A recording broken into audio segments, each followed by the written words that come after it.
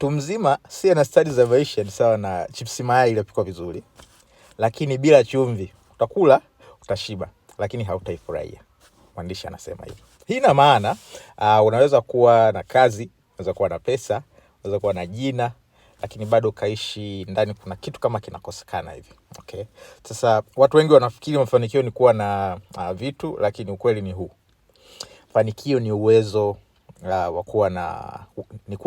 kuwa na wa kuyaendesha maisha yako na kuwa na utulivu na mwelekeo. Okay. Unaweza kuwa na mshahara mkubwa, lakini kama hujui kusimamia fedha, utaishi maisha ya pressure. Kila siku inakuaje? Kwa unaweza kuwa na fursa nyingi, lakini kama hujui kufanya maamuzi sahihi, utazipoteza. Kwa hiyo stadi za maisha ndio kama ile chumvi ya maisha yako, inakupa uwezo wa kubaki imara katika zile nyakati za pressure. Swali ni hili sasa. Je, unaishi maisha yenye ladha au unaishi maisha ya kuvumilia tu? Okay. Maisha mazuri hayaji kwa bahati, yanajengwa na stadi. Mwandishi anasema hivyo. Okay, bye bye.